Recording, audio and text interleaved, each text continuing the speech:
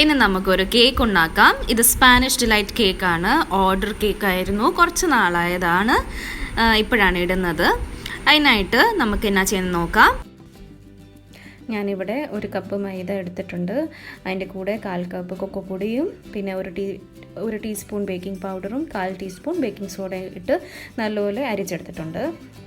ഇത് 2-3 തവണയായിട്ട് അരിച്ചെടുക്കുന്നതായിരിക്കും നല്ലത്. ഞാനിവിടെ ജസ്റ്റ് ഒന്നുകൂടെ ഇളക്കി കൊടുത്തിട്ടുണ്ട്.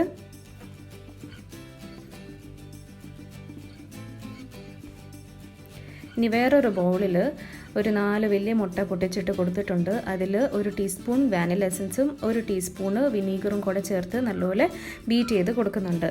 നല്ലപോലെ ഫ്ലഫി ആകുന്നവരെ കുറച്ച് ബീറ്റ് ചെയ്യണം. ഒരു 2-3 മിനിറ്റ് ബീറ്റ് ചെയ്ത് കഴിഞ്ഞിട്ട് നമുക്കിതിൽ പൊടിച്ച പഞ്ചസാര ചേർത്ത് കൊടുക്കാം. ഇവിടെ ഞാനൊരു 1.25 കപ്പ് ആണ് പൊടിച്ച പഞ്ചസാര ചേർത്ത് കൊടുക്കുന്നത്. പതുക്കെ ചേർത്ത് നമുക്ക് ബീറ്റ് ചെയ്ത് കൊടുക്കാം. നല്ലപോലെ പൊങ്ങി വരുന്നവരെ നമുക്കിത് ബീറ്റ് ചെയ്യാം. ഓവർ ബീറ്റ് ചെയ്യരുത്.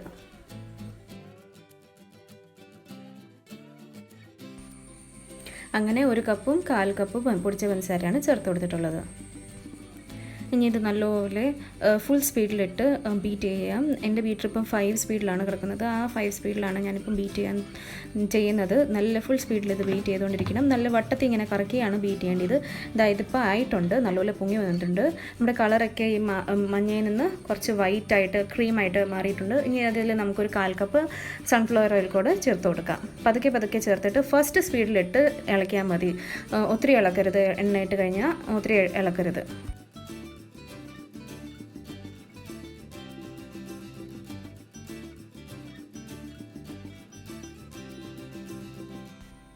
ഇനി ഞാനിവിടെ ഒരു 1/4 കപ്പ് പാലെടുത്ത് വെച്ചിട്ടുണ്ട്. ഇത് തിളച്ച് ആറിയ പാലാണ്.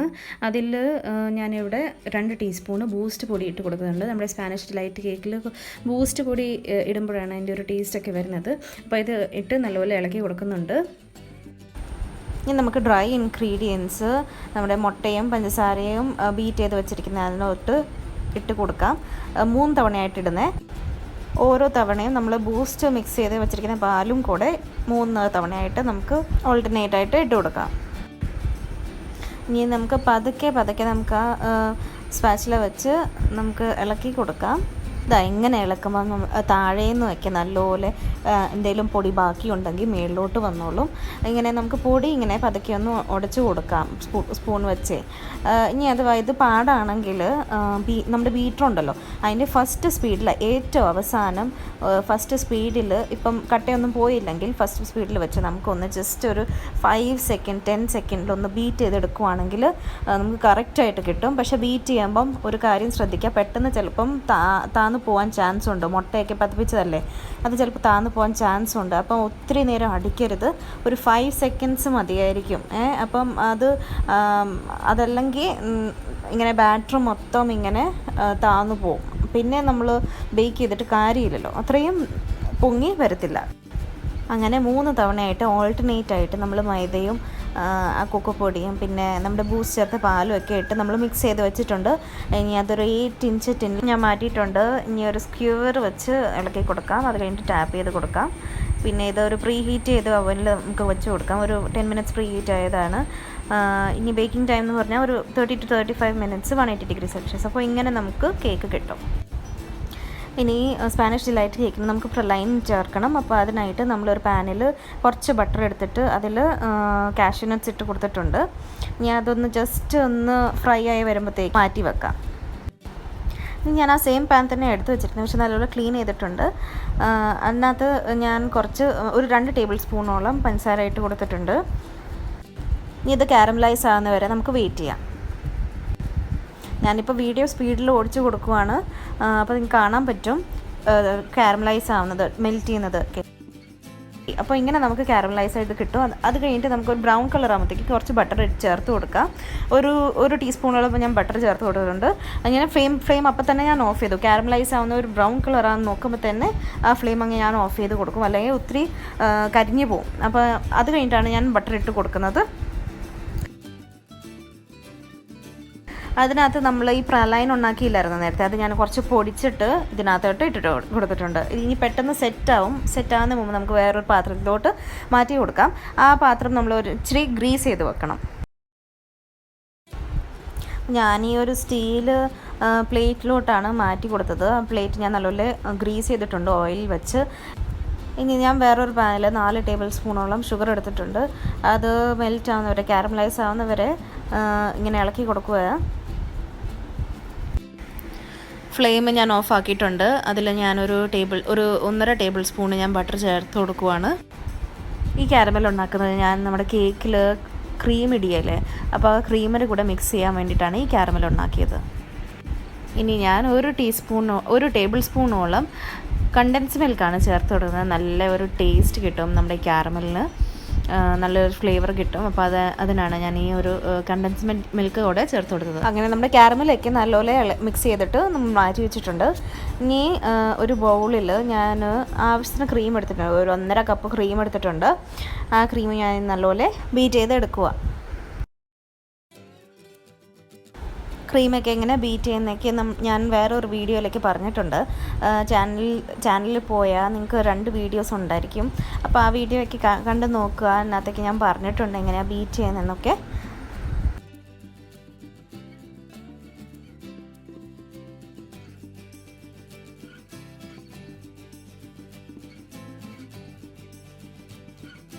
ഇപ്പോൾ ക്രീം ഒരു സോഫ്റ്റ് പീക്ക് എത്തുമ്പോഴത്തേക്ക് നമുക്കൊന്ന് ജസ്റ്റ് ബീറ്റ് ചെയ്യാൻ നിർത്താം.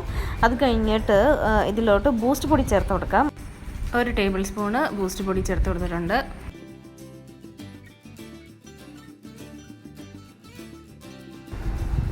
ഇനി അത് എത്രയും പോരാന്ന് തോന്നിയപ്പോൾ ഞാൻ ഒരു 1/2 ടേബിൾ സ്പൂണും കൂടെ ചേർത്ത് കൊടുത്തിട്ടുണ്ട്. ഇനി നമുക്ക് അത് നല്ലപോലെ ബീറ്റ് ചെയ്തെടുക്കാം.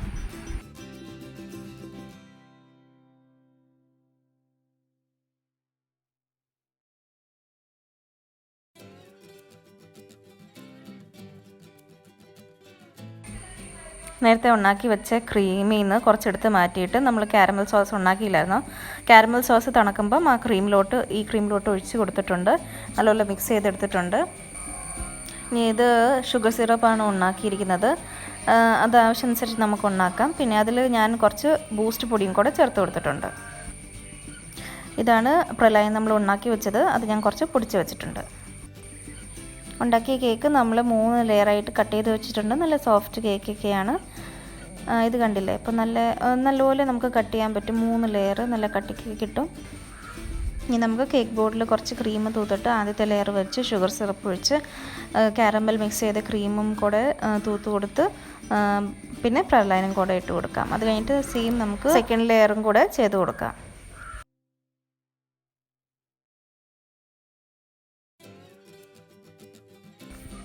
സെക്കൻഡ് ലെയർ കഴിഞ്ഞിട്ടുണ്ട്. ഇനി തേർഡ് ലെയർ വെച്ച് ഷുഗർ സിറപ്പൊക്കെ ഒഴിച്ച് പിന്നെ നമുക്ക് ക്രം കോട്ട് ചെയ്യാം. ക്രം കോട്ടൊക്കെ ചെയ്യുന്നത് ഞാൻ വേറെ വീഡിയോയിലൊക്കെ പറഞ്ഞു കൊടുത്തിട്ടുണ്ട്.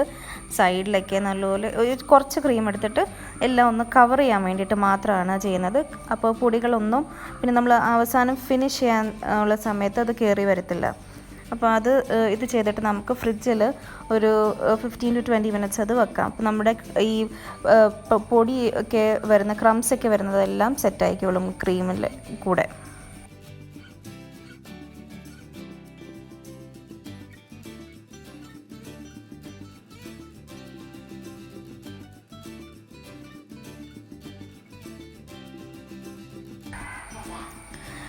അങ്ങനെ ഫ്രിഡ്ജിൽ ഒരു 15-20 മിനിറ്റ് കഴിഞ്ഞിട്ട് ഞാൻ പുറത്തെടുത്ത് വെച്ചിട്ട് അവസാനത്തെ ഫിനിഷിംഗ് ആണ് കൊടുക്കുന്നത്.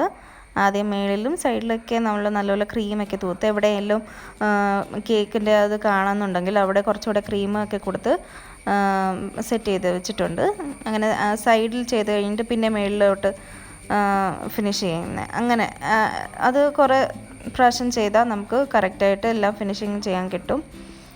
അപ്പോൾ ആദ്യം സൈഡിൽ ഫിനിഷിങ് ചെയ്തിട്ട് പിന്നെ മേളിലും കൂടെ ഫിനിഷ് ചെയ്ത് അങ്ങനെ നമുക്ക് പോകാം.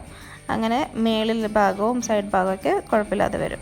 ഇനി ബാക്കി കുറച്ച് ക്രീം വെച്ചത് ഞാൻ ഡെക്കറേഷൻ വേണ്ടിയിട്ടാണ്. അപ്പോൾ ഈ ക്രീമിലോട്ട് ഞാനൊരു 2 ടേബിൾ സ്പൂണാണ് കൊക്കോ പൊടി ചേർത്ത് കൊടുത്തിട്ട് പിന്നെ 1 സ്പൂണ് ബൂസ്റ്റ് പൊടി കൂടെ ചേർത്ത് കൊടുത്തിട്ടുണ്ട്. ഇനി അടുത്തത് ഇത് ചോക്ലേറ്റ് മെൽറ്റ് ചെയ്തതാണ്. ഡ്രിപ്പിന് വേണ്ടിയിട്ട് മെൽറ്റ് ചെയ്യുമ്പം ഇപ്പോൾ എത്രയാണ് ചോക്ലേറ്റ് എടുത്തിട്ടുള്ളത് അതിൻ്റെ പകുതിയായിരിക്കണം നമ്മൾ ക്രീമോ പാലോ അങ്ങനെ എടുക്കേണ്ടത്. പിന്നെ എപ്പോഴും നോക്കണം, നമ്മൾ ഈ കേക്കിലൊന്ന് ഒഴിച്ചിട്ട് നോക്കണം അത് ഒത്തിരി ഒഴുകി പോകുന്നുണ്ടോ. അപ്പോൾ ഒത്തിരി ഒഴുകി പോകുന്നുണ്ടെങ്കിൽ നമുക്ക് കുറച്ചുകൂടെ ചോക്ലേറ്റ് ആഡ് ചെയ്ത് കൊടുക്കാം, മെൽറ്റ് ചെയ്ത് ചോക്ലേറ്റ് ആഡ് ചെയ്ത് കൊടുക്കാം. അപ്പോഴത്തേക്കും നമ്മുടെ ആ ഡ്രിപ്പ് ഒരു കറക്റ്റ് കൺസിസ്റ്റൻസിയിൽ ആകും. ഇപ്പോൾ കേക്കിൽ ഡ്രിപ്പ് ചെയ്യാൻ പറ്റത്തില്ലെങ്കിൽ, ട്രൈ ചെയ്യാൻ നോക്കാൻ പറ്റത്തില്ലെങ്കിൽ, ഒരു പ്ലേറ്റ് എടുത്തിട്ട് അതിലൊന്ന് ഒരു ഡ്രോപ്പ് ഇട്ടിട്ട് പ്ലേറ്റ് ഒന്ന് ചരിച്ച് നോക്കുക, പെട്ടെന്ന് ഒഴുകി പോകുന്നുണ്ടോ, അതോ കറക്റ്റ് കൺസിസ്റ്റൻസി ആണോ. അങ്ങനെ വരുമ്പോൾ നമുക്ക് നേരെ കേക്കിലോട്ട് നമുക്ക് ഡ്രിപ്പ് ചെയ്യാൻ പറ്റും. ഇപ്പോൾ ഇത് നല്ല കറക്റ്റ് കൺസിസ്റ്റൻസിയാണ്, ഒത്തിരി ഒഴുകിയൊന്നും പോകുന്നില്ല. അപ്പോൾ അങ്ങനെയാണ് നമ്മൾ ഈ ഡ്രിപ്പുള്ള ചോക്ലേറ്റ് ചെയ്യേണ്ടത്. പിന്നെ ഈ ഒരു ഡിസൈന് വളരെ എളുപ്പത്തിൽ എല്ലാവർക്കും ചെയ്യാൻ പറ്റുന്ന ഒരു ഡിസൈനാണ് ഇത്. ഞാൻ ഈ വീഡിയോ കട്ട് ചെയ്യാതെ തന്നെയാണ് ഇത് കാണിക്കുന്നത്. പിന്നെ ഈ ഒരു നോസിൽ N1 നോസിലാണ്. വലിയ നോസിലായ കാരണം പെട്ടെന്ന് ക്രീം അങ്ങ് തീർന്നു പോകും ബാഗിൽ നിന്ന്. അപ്പോൾ അതനുസരിച്ച് നമുക്ക് വലിയ ബാഗാണെങ്കിൽ അതായിരിക്കും നല്ലത്. ഇപ്പോൾ എൻ്റെ കയ്യിൽ ചെറിയ ബാഗായ കാരണം ഇടയ്ക്കിടയ്ക്ക് എനിക്ക് സ്റ്റോപ്പ് ചെയ്യേണ്ടി വന്നായിരുന്നു. പിന്നെ ആ സെയിം നോസിൽ വെച്ച് ഞാൻ താഴെ സൈഡിലെ ബൗണ്ടറി കൂടെ ചെയ്ത് കൊടുത്തു. അപ്പോൾ അത്രയേ ഉള്ളൂ ഇതിൻ്റെ ഡിസൈൻ പരിപാടി. പക്ഷേ എളുപ്പത്തിൽ നമുക്ക് ഈ 2 ഡിസൈൻ ചെയ്യും. കാണാൻ നല്ല ഭംഗിയായിരുന്നു ഇത് ചെയ്ത് കഴിഞ്ഞപ്പം. നല്ല കളർ കോമ്പിനേഷൻ ഭയങ്കര നല്ല രസമായിരുന്നു കാണാനായിട്ട്. പിന്നെ അവസാനമായിട്ട് ഞാൻ പേര് എഴുതിയതായിരുന്നു. ഈ സെയിം ക്രീം വെച്ച് തന്നെ ഞാൻ ഒരു ബാഗിലെടുത്തിട്ട് ഒരു ചെറിയൊരു നോസിൽ കട്ട് ചെയ്തിട്ട് അത് വെച്ച് പേരും കൂടെ എഴുതി കൊടുത്തു. അപ്പോൾ നല്ല രസമുണ്ടായിരുന്നു കാണാനായിട്ട്. പേരും എഴുതി വെച്ച് ഫുൾ കേക്ക് കാണാൻ നല്ല ഭംഗിയുണ്ടായിരുന്നു. അപ്പോൾ ഇതാണ് അവസാനത്തെ ലുക്ക് കേക്കിൻ്റെ. ഞാൻ എൻ്റെ മേളിൽ ഒരു പ്രലൈൻ്റെ ഒരു പീസ് പൊട്ടിക്കാതെ തന്നെ ഇവിടെ വെച്ച് കൊടുത്തിട്ടുണ്ടായിരുന്നു. അപ്പോൾ പേരൊക്കെ എഴുതിയത് കണ്ടില്ലേ. അപ്പോൾ അങ്ങനെ നമുക്ക് ഈ കേക്ക് നല്ല ഭംഗിയായിട്ട് വൃത്തിയായിട്ട് ഉണ്ടാക്കാൻ പറ്റും. എളുപ്പത്തിൽ തന്നെ ഈ ഡിസൈനൊക്കെ നമുക്ക് ചെയ്യാൻ പറ്റും. ഈ ഡിസൈൻ നമുക്ക് വേറെ കേക്കിലൊക്കെ നമുക്ക് ചെയ്യാൻ പറ്റുന്ന ഡിസൈനൊക്കെ തന്നെയാണ്. അപ്പോൾ ഈ വീഡിയോ എല്ലാവർക്കും ഇഷ്ടപ്പെട്ടെന്ന് ഞാൻ വിചാരിക്കുന്നു. ഇനി കേക്കൊക്കെ ഉണ്ടാക്കുന്ന ആൾക്കാരൊക്കെ ഇങ്ങനെയൊക്കെ ഉണ്ടാക്കി നോക്കിയിട്ട് ഡിസൈനൊക്കെ ചെയ്ത് നോക്കിയിട്ട് അഭിപ്രായമൊക്കെ പറയണം. കേക്ക് ഉണ്ടാക്കാത്തവരും ഈ വീഡിയോ ഒക്കെ കണ്ടിട്ട് ലൈക്ക് ചെയ്യും, വീഡിയോന് കമൻറ്റ് ഇടുവോ, പിന്നെ സബ്സ്ക്രൈബ് ചെയ്യാനും മറക്കരുത്. ഇനി അടുത്ത വീഡിയോ കാണുന്നവരെ ടാറ്റാ.